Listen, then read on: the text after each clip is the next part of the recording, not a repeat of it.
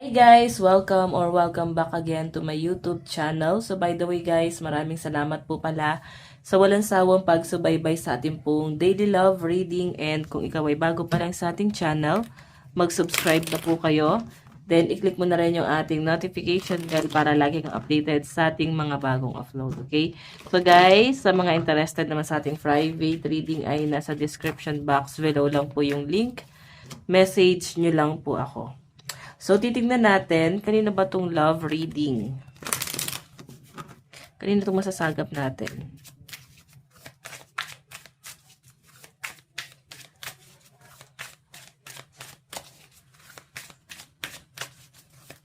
Okay. O, diba? Siguro may iba dito guys na parang nagsasama kayo, parang civil na lang, or parang magka-dormmate na lang kayo. Parang ganoon, magkasama na lang kayo sa bahay.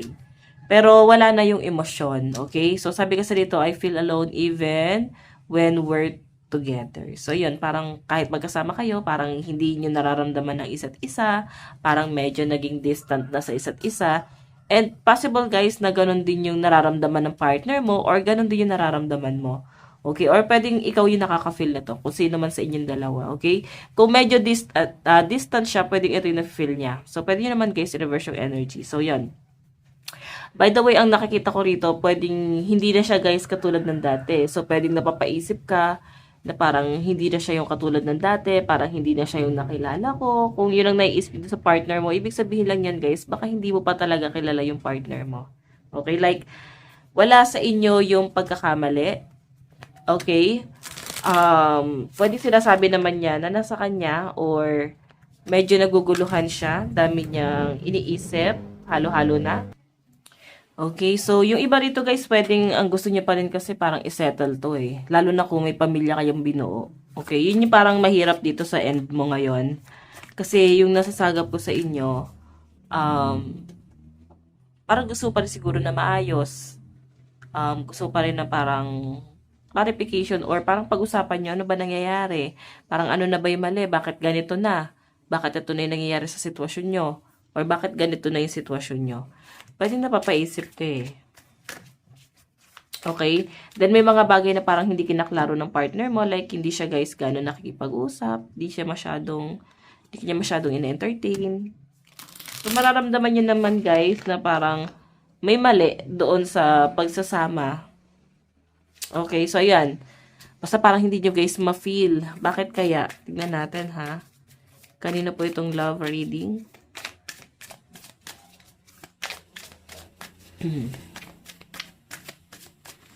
Meron tayong I'm lost in this uncertainty. So yun, parang nawawala siya sa cycle, sa ano niya, sa align niya, no?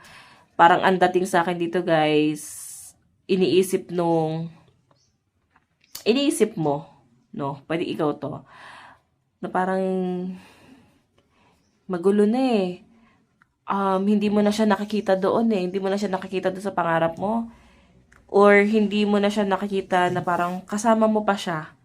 Kasama mo pa siya hanggang pagtanda. Kasi unti-unti na siya nagpe-fade dito. So, ang nakikita ko sa inyo guys, possible na ang nakikita mo sa person mo ngayon, parang mag-isa ka na lang eh. Okay? May partner pa ba? Parang gano'n. Ang na-channel ko kasi ito, may partner pa ba ako? Hindi ko na siya nakikita. Hindi ko siya na nararamdaman. Medyo lilo siya sa inyo, or yun nga, nakikita mo sa kanya medyo nagpe-fade yung energy niya doon sa sitwasyon yung dalawa. Kumbaga,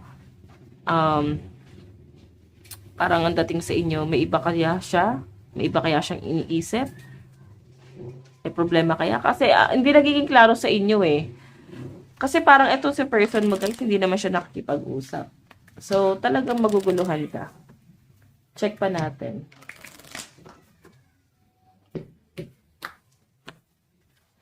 Okay.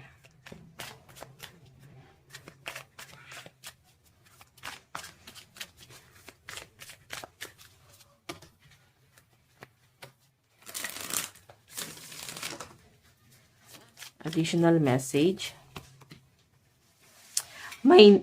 My needs and feelings deserve to be heard. Ayun, sabi ko nga no, parang dito pa lang nasabi ko na lahat eh. Okay? Again, ulitin ko. Hindi mo na i-explain yung side mo kasi hindi naman siya nakakipag-usap.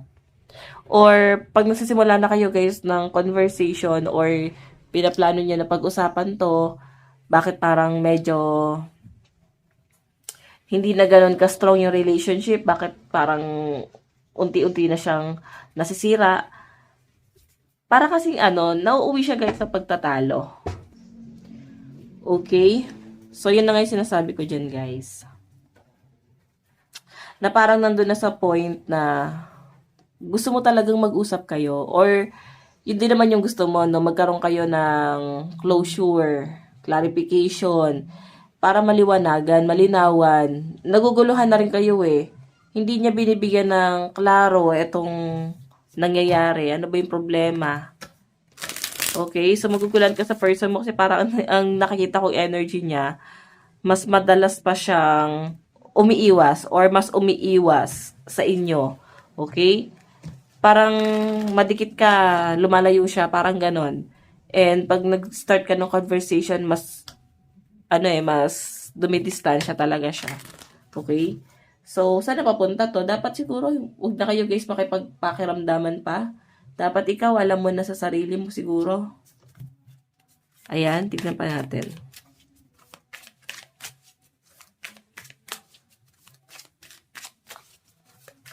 Additional message.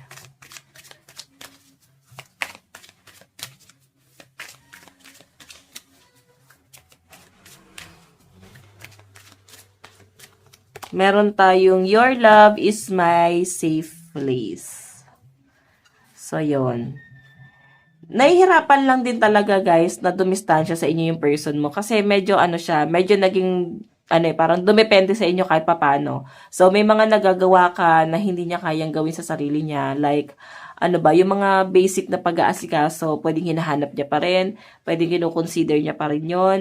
Inisip niya pa rin na nahirapan siya mag-detach dito sa relasyon na to.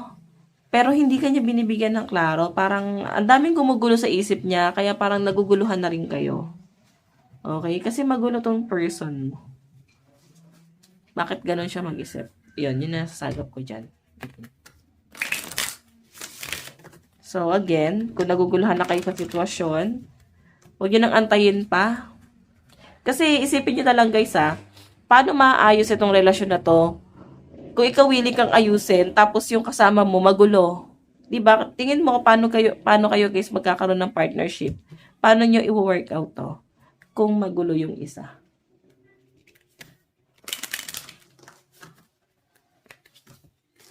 Check pa natin.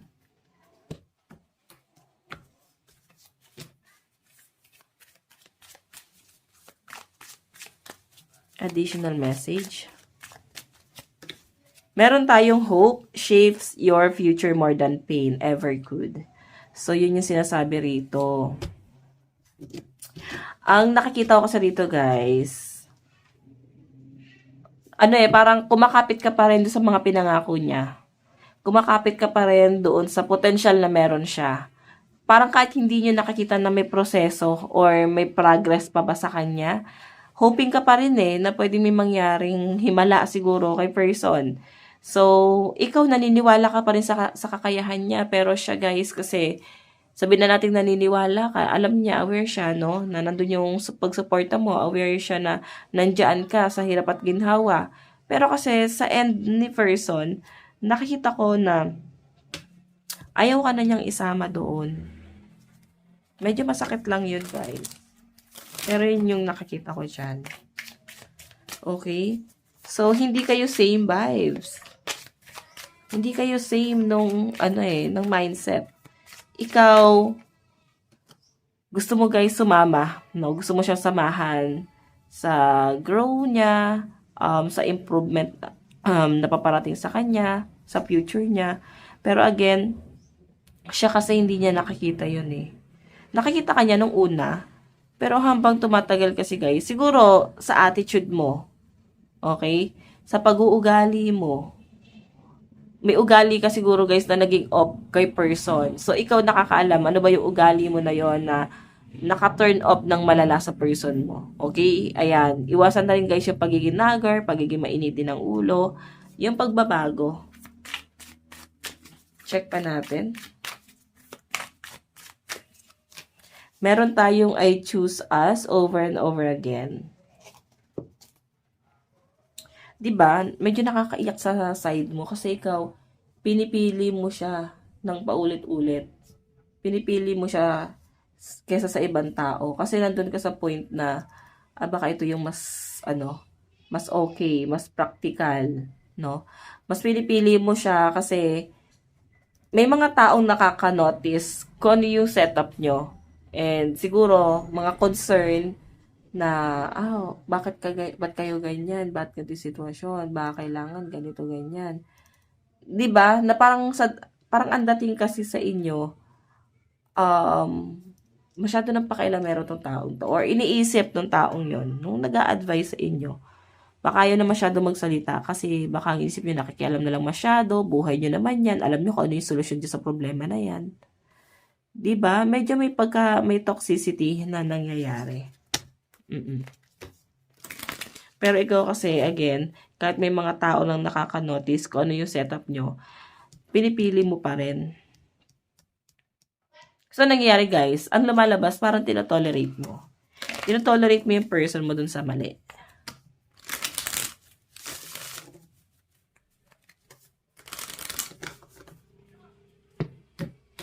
Okay, check pa natin.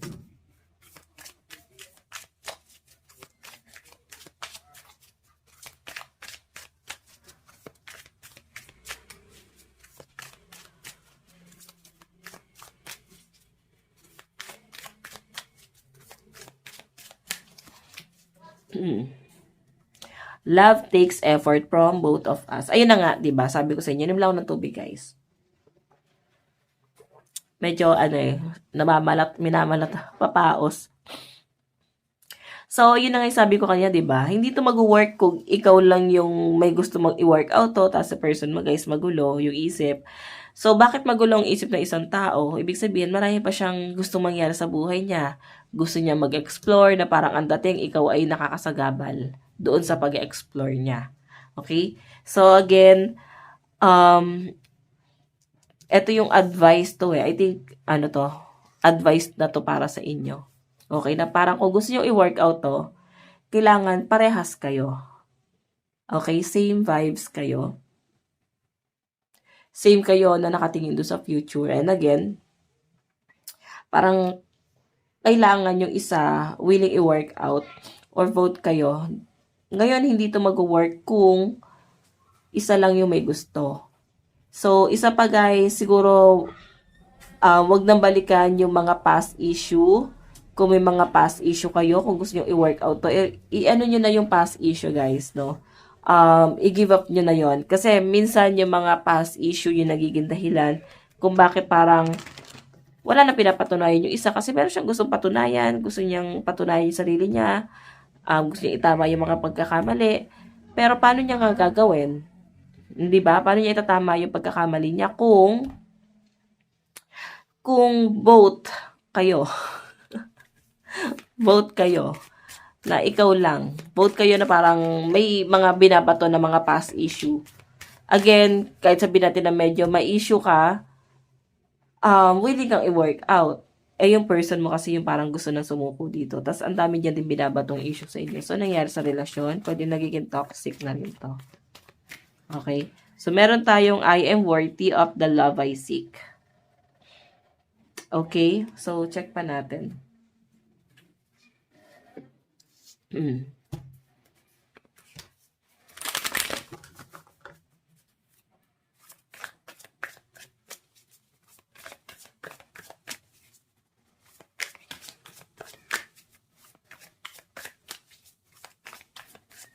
Okay, tingnan natin. Additional message. Meron tayong the Empress, abundance, fertility, pregnancy, marriage, creativity, and pleasure. So, ito naman kasi guys, pwedeng postpartum yung nangyayari. Okay, baka ikaw kaya may nagbago sa ugali mo, then yun siguro din yung binabato ng person mo, sinasabi na may nagbago na kasi sa inyo. So, kung mahal ka ng partner mo, alam niya dapat na may postpartum ka, lalo sa mga bagong panganak dito. Or, pwedeng same lang kayo, pwedeng may depression kasi, may history, trauma, medyo sensitive yung partner. Alam mo yon. Then, ito kasi guys, si Empress, buntis to eh. Or pwedeng nanganak, pwedeng dala-dala pa rin. Okay, nakaka-depress talaga ang postpartum. Meron tayong 9 of Wands. So, yung nakikita ko dito guys, since 9 of Wands to, nagiging distant nga talaga siya sa inyo. Di niya nauunawaan saan ka nanggagaling.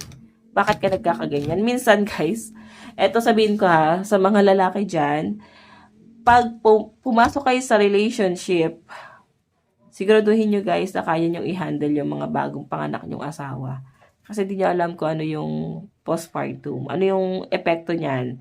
Nakakamatay yan. Sa totoo lang. And sa mga girls naman dito guys, kung may pinagdadaanan nyo yung partner nyo, okay, kahit hindi yan nanganak, syempre pinagdadaanan pa rin yan. Okay? Siguro kailangan unawain. Okay. So, additional. Meron tayong Page of Cups, New Love, Love Message, Emotional Start, Infatuation. So, may nakikita ko dito guys, parang, ito kasing si Page bago pa lang, no? So, isasabi ni Nine of Wands dito, ni person mo, parang, parang hindi na ikaw yung babae or lalaking minahal ko nung una. Okay? Hindi na ikaw yung, yung strong na tao na nakausap ko before. Parang ganon. So, may nagbago talaga. Nararamdaman niya na yung pagiging emotional mo dito. Okay, paano nga kasi may pinagdadaanan, di ba? Check pa natin. The Devil, Materialism, Slavery, Addiction, Stock, Sexuality. Okay. So, yung nakikita ko dito guys, itong The Devil, toxic na talaga to. Okay. So, kung gusto niyo guys talagang pag-usapan to, communication is the key, pero be sure lang na willing kayong pakinggan. No, wag na makipag-debate. Pakinggan. Then, pagtapos na magsalita yung isa, magsalita yung isa. Dapat kailangan ilabas niyo yan talaga. Pero kailangan, doon sa pag-uusap na yon, masettle nyo na. Okay. Meron tayong collaboration. So, yun na nga, sabi ko sa inyo, collaboration, pagkakaisa, pag-usapan nyo. Kasi nakikita ko pwede pa itong ayusin eh. Pero yun na nga guys, choice nyo na yan, kung aayusin nyo or hindi. Meron tayong Two of Pentacles, Financial Decision, Choice, Option, and Balance, Change. So, ito naman guys, mga priority. I think, may mga bagay kang mas pinaprioritize din ngayon. Okay, and ikaw, ang gusto mo dito, si person, may priority rin siya. Okay, i-priority niya yung family nyo, yung binubuo nyong pamilya, di ba? Ayun. So, by the way, tignan natin yung nararamdaman ng partner nyo, ha? Ligpit muna natin to. Ang lakas ng dito, energy ng Earth sign, Capricorn, Taurus, and Virgo. Earth sign talaga nasagap ko. Pwede yung mga relationship ng Earth sign ngayon, medyo siya, guys. Mahirap hulihin, no? Like, hindi nyo maintindihan yung partner nyo. Basta may, may magulo na nangyayari. So, check pa natin. Nararamdaman ng partner mo.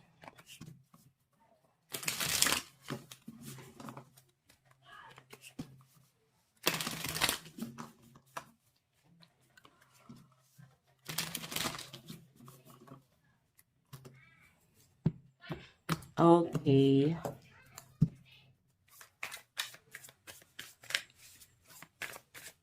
Nararamdaman ni partner mo sa'yo ngayon? Family. Diba? So, ibig sabihin, kung iniisip niyo yung family nyo, willing siyang i-workout talaga. Siguro may something lang din sa inyo. Hindi natin pwedeng iba to lahat sa partner nyo. pwedeng may problema din sa inyo na kailangan yung itama. Pwedeng masyado na naging matigas. Masyado ng, tawag dito, hindi na nakikinig. Matigas na yung ulo. So, dapat marunong pa rin tumanggap ng pagkakamali. Pwedeng ikaw, kailangan meron ka pa rin tanggapin pagkakamali. No? Lagi nyo isipin na hindi lahat ng bagay ang pagkakamali nandun sa partner.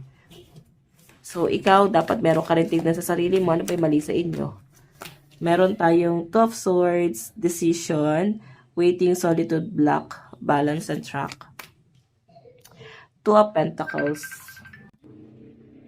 So, ayan, pasensya na guys, tumatawag yung rider. Okay. So, balik tayo sa topic. Okay. So, yun. Ano ba yung nararamdaman sa inyo ng person nyo? Kung makita nyo nakapokus siya sa family ngayon.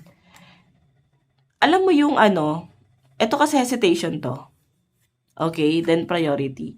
Siguro naghahati yung desisyon ng partner mo doon sa mga pinaprioritize niya, sa mga gusto niya mangyari. Okay, yung passion niya, pwedeng naiisang tabi niya yung passion niya.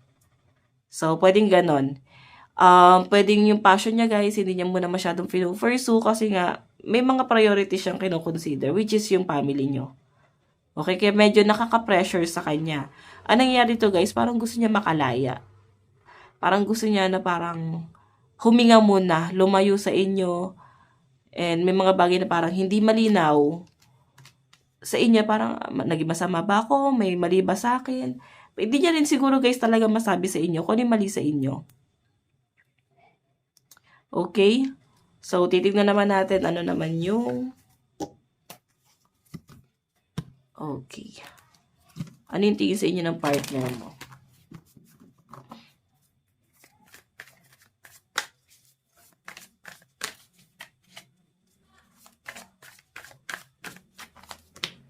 Three of Swords. Oh.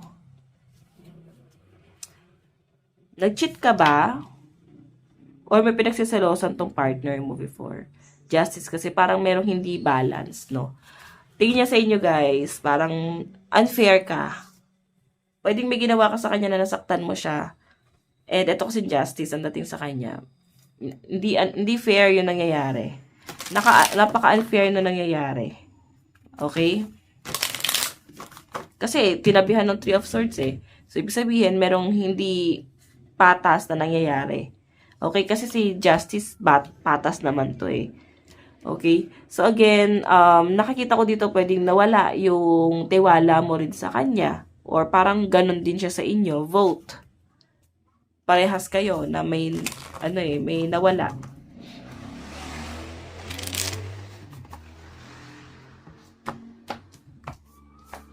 Check pa natin. Meron tayong death.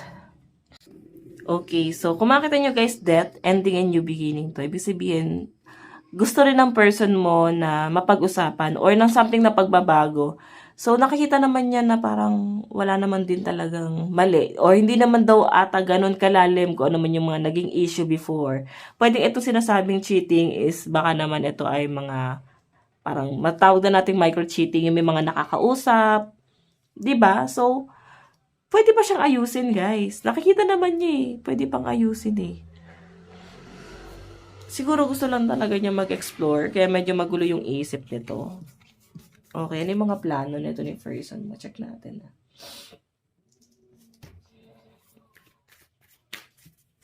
Ano yung mga plano?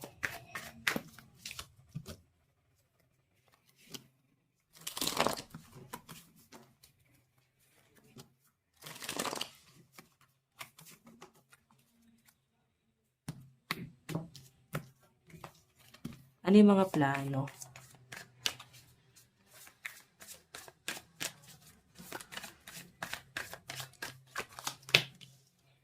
Seven of Wands. Ayun nga, mukhang malabo talaga maayos kung hindi ba pag-uusapan ng maayos. Kasi, pwedeng distant din siya sa communication. Ayaw niya rin guys ng malalim na usapan.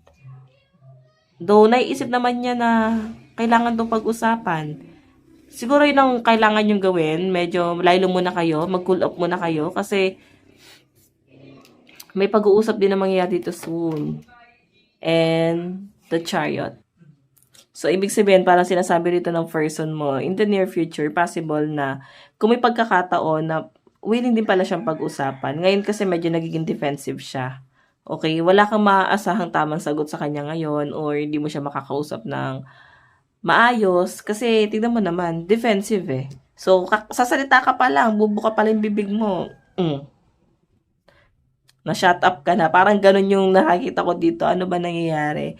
Baka kasi ikaw, ano ba? May pagka-nagger ka ba? Mapanumbat ka ba? Or lagi mo binabalik yung mga past issue na ayaw nang pakinggan ng person mo kasi dating sa kanya, paulit-ulit eh. Nandito yung the chariot. So, pwede naman na parang pag-usapan pa rin naman to. Okay? Willing pa rin siyang pag-usapan to. Pero, ang dating sa kanya, hindi pa ata ngayon. Okay, sa ngayon, hayaan nyo muna to. Check pa natin. Meron tayong let's nurture Let's nurture our love every step of the way. And my heart races when I am with you. Lang siya kinakabahan na. Love takes effort from both of us. So, feeling ko, may magulong nangyayari dito. Baka kasi dahil lang to sa mga pares na lang kayo walang tiwala sa isa't isa. Kaya yung nangyayari dito, guys. Gusto niya i-effort eh. Gusto niya mag-effort. Ang problema lang, parang nag-aalangan na siya. Ang awkward ng gawin yon, no? Ang awkward ng basta-basta na lang mag-effort ng ganun-ganun lang. Kasi inisip niya parang paulit-ulit na lang to. So, parang ang toxic na. Meron tayong ghosted. Ayan. Pwedeng ghost ka nito or bigla na lang guys, hindi magpaparamdam si person. Ayan o. I'm sorry, I disappeared. I need to get away and clear my head. Kasi naguguluhan na siya. Tignan pa natin. Meron tayong I'm sorry. I hate how much I've hurt you. I'm sorry for all the pain I've caused. And you didn't deserve any of it. And I'm ready to leave a situation or mindset that has not served me and hindered my growth. So, yung gusto niya sabihin, guys, no? Pwedeng bigla ka na lang ginost, bigla na lang hindi nagparamdam. Kasi ang sinasabi niya rito, gusto niya muna ng maliwanagan, gusto niya muna mag-isip, gusto niya muna wala muna yung presensya mo kasi hindi siya nakakapag-isip eh. And, ayan, nakikita ko naman sincere at totoo naman yung nararamdaman niya na yon, no? Hindi niya lang maipaliwanag, hindi pa siya ready na makipag-usap. So, I think hihingi rin to ng tawad. Ngayon gusto niya lang talaga munang umalis. I know.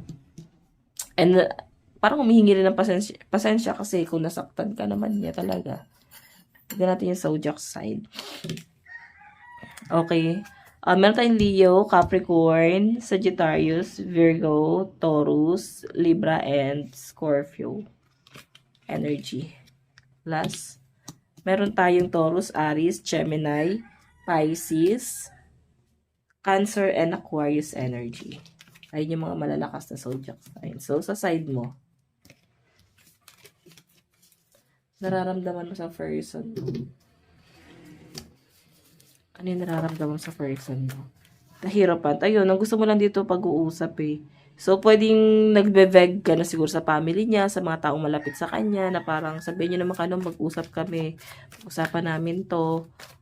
As in, parang closure lang din. So, yun. Na, parang hirap sa side mo na parang kung sino-sino yung kukontakin para lang maayos to.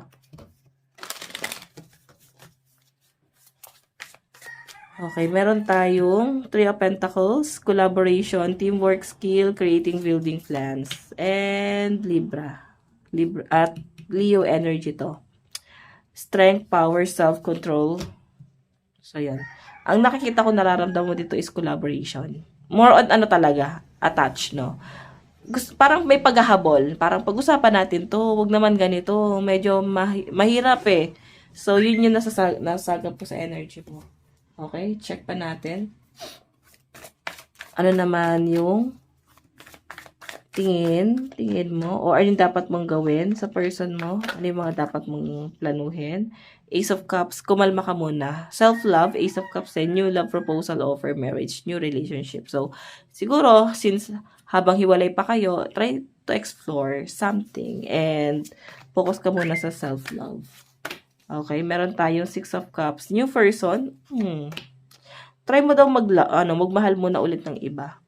Okay? I-focus mo na yung attention mo muna sa iba. Okay? Mga dapat mong gawin. Okay? Huwag ka masyadong ma-stuck dito. Kasi nakikita ko yung malalim na pagmamahal mo doon sa person mo.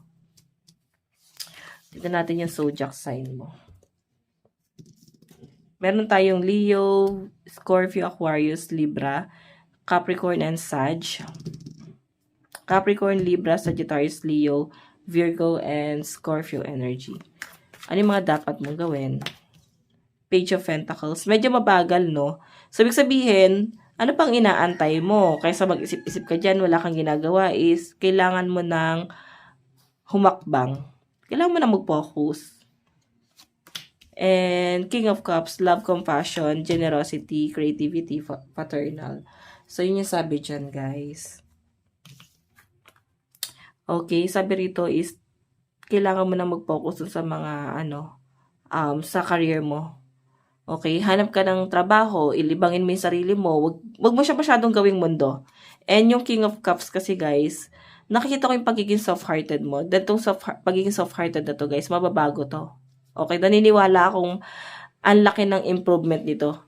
Kahit yung pagiging soft-hearted mo, pwedeng mabago yan, no? Parang magiging galit siya. So, ikaw, siguro, wag mo hayaan na baguhin ka nun. Try to focus pa rin. So, guys, ito lang po inyong daily love reading. Bukas po ulit. God bless and love you all. Bye-bye.